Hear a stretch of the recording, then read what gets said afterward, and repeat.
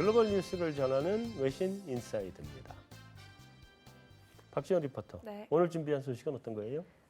네, 지난해 11월부터 인도의 모디 총리는 기존의 500루피권과 1000루피권의 유통을 아예 폐지하는 굉장히 과감한 화폐 개혁을 단행했습니다. 4달 정도가 흘렀는데 절반의 성공이라는 평가가 들려오고 있는데요. 오늘은 이 화폐 개혁과 관련해서 얘기 나눠보려고 합니다. 파이낸셜 타임스 기사로 함께 보시죠.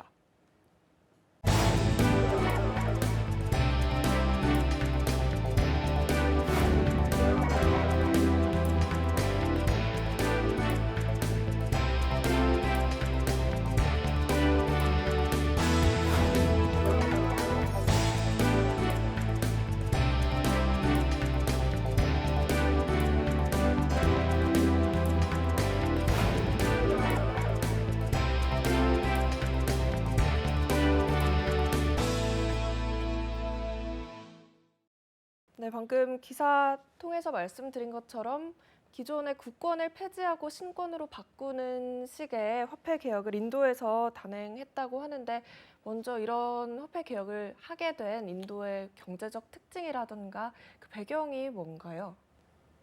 인도 경제가 지금 현금으로만 제가 알고 있기로는 한 86% 정도 네. 현금으로만 유통되고 있고 또 지금 정부가 추산하고 있는 지하 경제 규모가 한 GDP 대비 3% 이상, GDP에서 3% 이상 차지한다고 하니까 이제 그런 쪽에서 좀 묻어가 있는 현금을 좀 꺼내려는 그런 의지, 그리고 또 위조 지폐에 대한 그런 것들에 대한 문제를 좀 해결하기 위해서 이런 화폐 개혁을 시행한 것으로 보고 있고요. 사실은 이제 이러한 화폐 개혁이 단행되는 구간에서는 사실은 현금 유동성이 급격히 떨어질 수밖에 없기 때문에 소비 위축에 대한 우려, 실질적으로 IMF라든가 OECD에서는 이런 화폐 개혁 때문에 인도 경제 성장률이 이제 7% 이상의 성장률을 보였는데 6% 초반 성장률을 기록할 것으로 예상을 많이 했었습니다. 근데 이번에 이제 10월부터 12월까지의 경제 성장률을 보면은 7% 초반 나온 것으로 지금 추정이 되고 있거든요. 그래서 물론 이것에 대한 어떤 신뢰성의 의구심도 많긴 합니다만 어쨌든 인도가 구조적인 어떤 성장 동력을 얻기 위해서는 꼭 단행되어야 했을 좀 화폐 개혁이라고 보고 있고요. 뭐 아직까지 좀 그거에 대한 큰 잡음은 아직 없는 상태이기 때문에 뭐 계속적으로 저는 이러한 것들이 화폐 개혁이 많이 성공한다면 조금 더 안정적인 구조 성장으로 가지 않을까라는 생각을 하고 있습니다. 실제로 2015년 이후로 계속해서 중국과 인도 경제를 비교를 하게 되는데 중국이 계속 앞섰던 경제 성장률이 2015년부터 역전이 되기 시작을 합니다. 그런데 이제 지금부터는 인도 경제에 대해서 조금 더 긍정적으로 보는데요. 그 이유는 인도가 내수가 강하기 때문입니다. 그동안에 이제 수출 경기가 최근에 굉장히 국제적으로 나빠지면서 중국은 조금 어려운 국면으로 접어들었거든요. 근데 반면에 인도는 원래 탄탄한 내수를 가지고 있었기 때문에 그 내수를 기반으로 해서 성장을 하고 또 해외 직접 투자가 굉장히 많습니다. 해외 자금들에. 그래서 그런 측면에서 성장 속도가 앞으로는 중국보다 조금 더 빠를 수 있다라는 전망도 있습니다. 제가 본 것 중에는 이제 모디 정부의 목적이 방금 말씀하신 것처럼 지하 경제를 좀 척결하고자 하는 거, 그리고 세수 증대, 그리고 경제 수단의 디지털화, 이렇게 세 가지가 제일 큰 목표라고 하는데 뭐 이런 부분과 관련해서도 혹시 네, 실제로 보도 나올 때 사진 같은 거 보면은 상상하기 어려운 정도의 분위기 나오거든요. 이게 은행이야라고 할 정도로 분위기 굉장히 정말 옛날로 돌아간 그런 느낌 듭니다. 그만큼 현금 거래가 많았고요. 실제로 그러다 보니까 중앙은행에서 제대로 준비를 못했어요. 그래가지고 발권에 조금 문제가 있었다. 그래서 잡음이 좀 있었고요. 그것 때문에 디지털화라는 얘기를 더 강하게 했다라는 보도도 나오는 걸 봤습니다. 근데 그 디지털화 쪽은 인도가 성공하기가 힘들 거예요. 그러니까 우리가 디지털 화폐에 성공을 한 나라죠. 그러니까 우리가 그 소득 신고할 때 카드 사용액 공제, 다음에 현금 카드 사용액 공제 이런 거를 하면서부터 화폐 사용량이 우리가 뚝 떨어졌거든요. 네. 그리고 대부분 신용카드 가지고 하고 뭐 하다못해 가서 껌 하나 사는 것도 카드 내고 사잖아요, 요즘은. 얼마 안 되는 것도. 그러니까 소액 결제도 다 된단 말이에요. 그러니까 화폐 유통의 디지털화가 굉장히 많이 된 거죠, 우리는. 근데 우리가 이렇게 될 수 있었던 거는 우리는 그 디지털 백본이 전 세계에서 어떤 제일 잘 깔려 있는 나라고. 그러니까 우리는 뭐 다른 나라들은 이제 그게 뭐 와이파이라든가 이런 거로 갔지만 우리는 아예 백본을 깔았잖아요. 90년대 깔고 속도가 세계에서 제일 빠르고 그다음에 우리나라 컴퓨터에 이렇게 인터넷 접속하는데 우리 한 5초 이렇게 되면은 거의 컴퓨터 다리 부실 거리요. 근데 서양 사람들은 한 5분 걸려도 가만히 찾고 기다린단 말이에요. 그것도 빠르다 그러는데 우리는 5초도 못 참는 사람들인데 그 정도로 잘 깔려 있으니까 그 화폐 디지털화가 가능했죠. 그다음에 신용카드나 이런 거를 쓸 수 있도록 금융도 굉장히 그 선진화됐고. 근데 인도는요. 거기는 이제 교육에 대한 격차도 굉장히 심하고 소득의 격차도 아주 심하고 거기다가 그 IT 이런 거에 대한 접근성도 차이가 무지하게 많이 나요. 더더군다나 이 그 인도에 보면은 뭐 이런 호랑이 나오는 정글 있잖아요. 그런 데 사는 사람들도 많거든. 그러니까 거기를 디지털로 갖고 간다. 물론 좀 인도의 뭐 어디에 뭐 수도라든지 뭐 이런 뭐 굉장히 큰 도시라든지 이런 데는 어느 정도 조금 좀 해나갈 수 있겠지만 전반적으로 그게 디지털화가 그렇게 쉽지는 않을 거예요, 인도가. 계속 뭐 답변 중에 답이 있었는데 인도의 성장률이 그래도 화폐 개혁을 단행한 이후에 더 떨어질 거라고 봤던 것보다는 그래도 선방을 했다. 7%대가 나왔다라고 했는데 일단 먼저 그럼 화폐 개혁 이후에 중국 증시, 신흥국 증시 중에서 중국이 아니라 인도 증시의 흐름을 먼저 좀 짚어주실 수 있나요? 인도 증시의 흐름은 저는 못 짚었으니까 딴 분이 하시되 제가 그거보다 먼저 한번 얘기를 하면 인도가 7% 나왔다. 네. 그거 믿지 마세요. 인도가 일단 그 중국이 14억 인구인데 실제로는 15억인지 16억인지 모른다는 거잖아요. 근데 인도가 11억, 12억 얘기하거든요. 12억 정도 얘기하는 것 같은데. 근데 실제로 알고 보면 중국보다 더 많을지도 모른다는 거 아니에요. 그렇죠. 15억, 16억일 수도 있고. 네, 인도는 통계가 중국보다 더 못해요. 그러니까 인도의 경제 성장률이 7%다. 그건 알 수 없어요, 솔직히. 그래서 일단 그 통계가 확실하게 6%대에서 7%로 좋아진 거다에 대해서는 믿지 말고 그냥 그런가 보다 하고 넘어갔으면 좋겠다. 뭐 이런 정도 얘기입니다. 진짜 인도 증시가 센섹스인가요? 네. 뭐 누가 아시는 분이 좀 얘기해 주시면 저는 잘 모릅니다. 센섹스. 근데 일단은 뭐 그 긍정적인 측면은 앞서도 말씀드렸습니다만 민간 소비가 나쁘지 않은데 특별히 IT 서비스가 아주 좋습니다. 그러니까 미국과는 정반대에 이제 위치한 나라잖아요. 네. 그러니까 미국이 잠자고 있을 때 인도에서 헬프데스크가 돌아가는 그런 IT 서비스가 가능합니다. 그리고 영어도 참 잘하고요. 그러다 보니까 이런 서비스에 대해서 계속적으로 정부에서는 키워내려고 하고 그 부분들이 인도의 경제를 좀 지탱하는 데 대단히 중요한 역할을 하는 그런 부분입니다. 그래서 실질적으로 고용과 소득이 이런 쪽에서 많이 창출되고요. 그런 측면에서 보자면 이제 세계 교역량이 많이 줄고 무역도 좀 만약에 미국이 보호 무역을 정말로 강화했을 때는 중국보다는 오히려 인도가 사람들 눈에 훨씬 더 띌 수는 있겠죠. 그러니까 투자자들 눈에는 훨씬 더 인도의 가능성이 더 엿보일 수 있는 그런 시점은 올해 생길 수도 있겠다는 생각을 하고 있습니다. 인도 분들이 되게 뛰어난 분들이 많은데요. 특히 미국이나 이런 쪽에 펀드 매니저 중에 인도 분들이 되게 많아요. 그렇죠. 머리들이 좋아요. 그리고 IT 엔지니어 중에 예전에 콜컴의 대표이사도 인도 분이었고 모토로라 대표도 인도 분이고 삼성도 R&D 인력에 제가 알기로는 한 10% 이상가 이제 인도 쪽 엔지니어입니다. 그래서 인도가 IT랑 또 이런 금융 쪽에 있어서 상당히 뛰어난 분들이 많은데요. 최근에 이제 인도의 변화를 보면 과거에 생산 기지로서 역할도 잘 못했습니다. 왜냐하면 유틸리티 환경이 별로 안 좋았기 때문에 삼성하고 LG도 뭐 인도에 휴대폰 공장이 있지만 전혀 캐파에 기여를 못하고 있거든요. 근데 최근에 이제 애플이 인도에서 스마트폰을 만들려고 합니다. 그만큼 유틸리티 환경이 좋아졌다는 거고, 그리고 더불어서 그 인도의 로컬 스마트폰 회사들이 지금 마켓시어가 올라오고 있어요. 자체 인도에서 만든 스마트폰이 전 세계 마켓시어의 10%까지 지금 거의 근접하고 있습니다.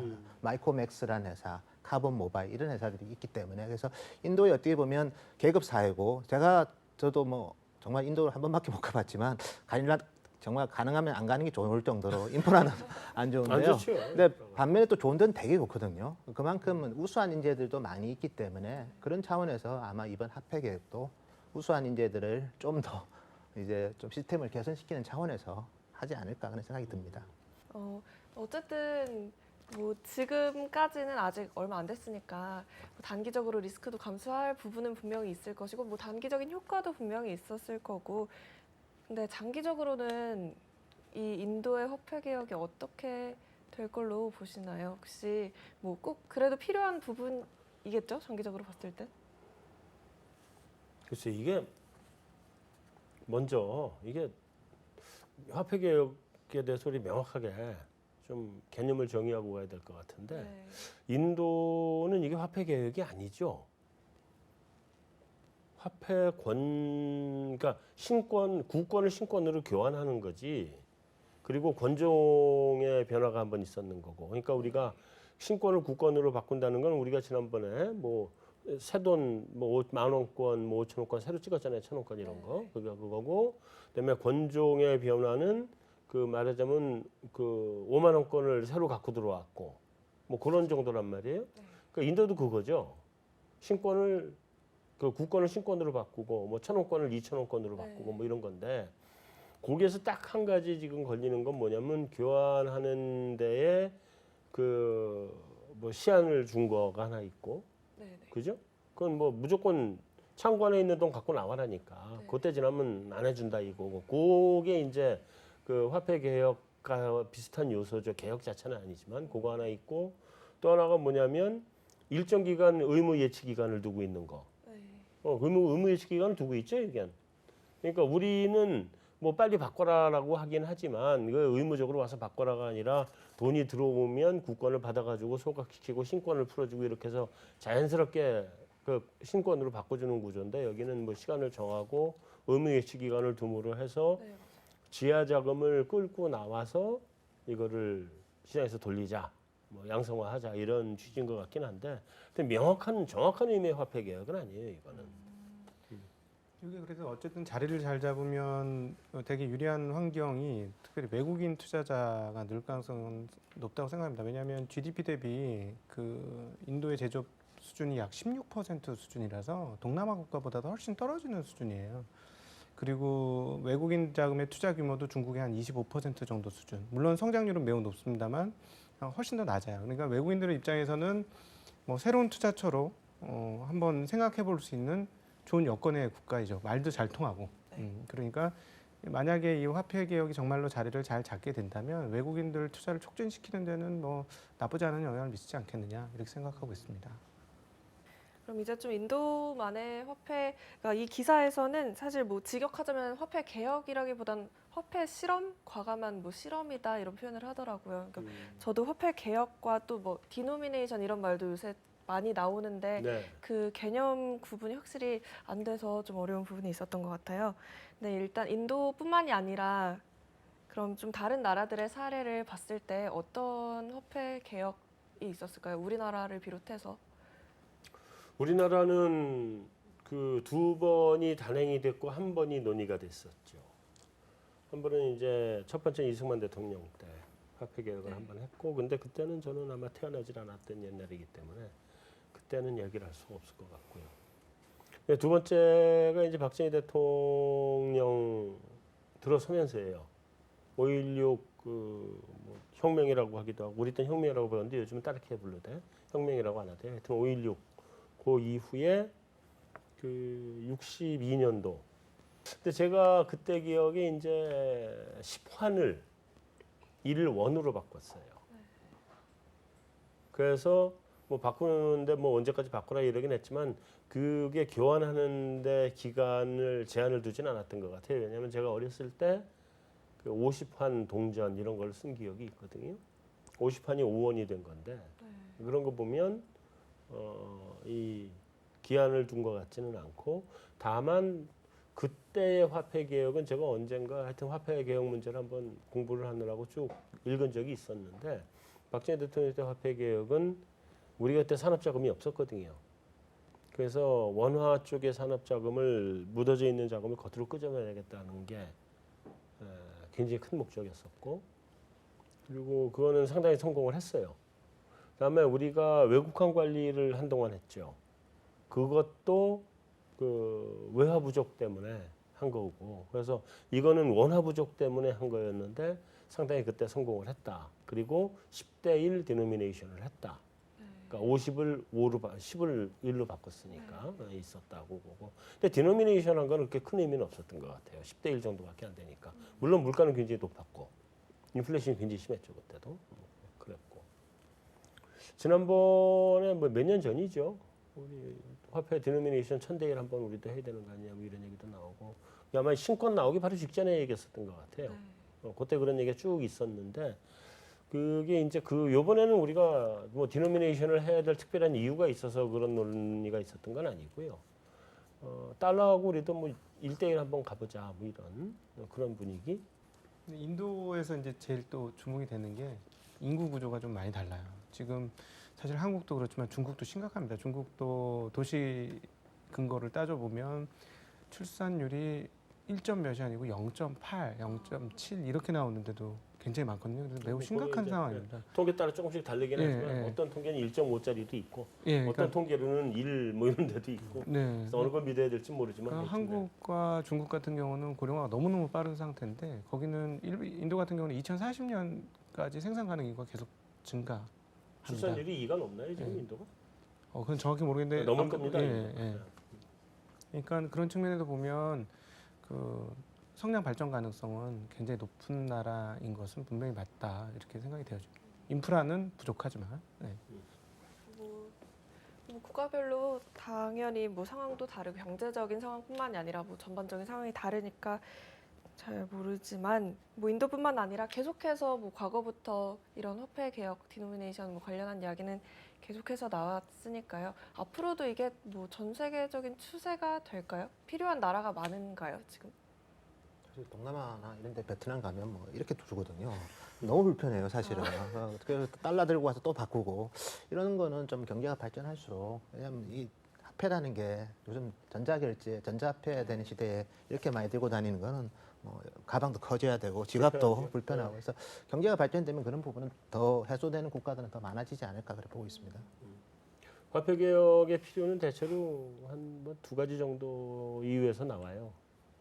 그 뭐 대부분의 경우에 이제 약간 좀 선진국으로 갈수록 화폐 개혁할 이유가 없어지고 좀 이제 약간은 좀 후진국이나 뭐 좀 아래쪽으로 가면 발생하는데 하나는 인도 같은 경우처럼 지하 자금을 겉으로 끌어낸다 하는 목적이 하나 있고 또 하나는 정말 그 하이퍼 인플레이션 물가가 1000%, 2000%씩 뛸 때 그럴 때 이제 세계에서 가장 비싼 권종이 어느 역사적으로 어떤 건지 아세요? 독일 마르크인데 독일이 이제 그 히틀러 나올 때예요. 히틀러가 너무 높은 물가 때문에 히틀러가 집권을 하게 됐는데 그때 독일의 마르크가 1조 마르크짜리 다 화폐가 있었어요. 1조 마르크. 그 정도니까 우리 한 10만 원쯤 되나 그럴 텐데. 근데 그렇게 그 물가가 빠르게 올라가는 데들은 이 디노미네이션을 해줘야 될 필요가 좀 생겨요. 그래서 동남아 쪽 얘기만큼 말씀하셨지만 동남아도 있고 그런 나라들 중에 또 어디 가냐면 남미 국가들이 또 그런 데 대상들이 있어요. 정기적으로 외환위기 들어가는 ABC 국가들이 있는데 뭐 아르헨티나, 브라질, 칠레 이런 데들. 그런 데가 80년대 한참 하이퍼 인플레이션일 때는 식당에 가면 그 음식값이 있잖아요. 그 메뉴판에 안 써 있는 거예요. 밥 먹는 동안에도 값이 올라가서 그 가방을 이런 가방으로 갖고 와서 가방째로 주고 와야 될 정도로 물가가 높았다 이런 농담이 나올 정도였으니까 그래서 그런 목적들 때문에 하거든요. 그래서 여전히 그 화폐 개혁은 뭐 여러 군데서 일어날 수 있죠. 네, 지금까지 인도에서 추진하고 있는 화폐 개혁 기사와 관련해서 전 세계적인 화폐 개혁과 관련해서 얘기 나눠봤습니다. 이상입니다. 네, 수고하셨습니다. 수고하셨습니다. 네. 자, 오늘의 주간 전망대 여기까지로 마치도록 하겠습니다. 다음 주에 또 뵙겠습니다.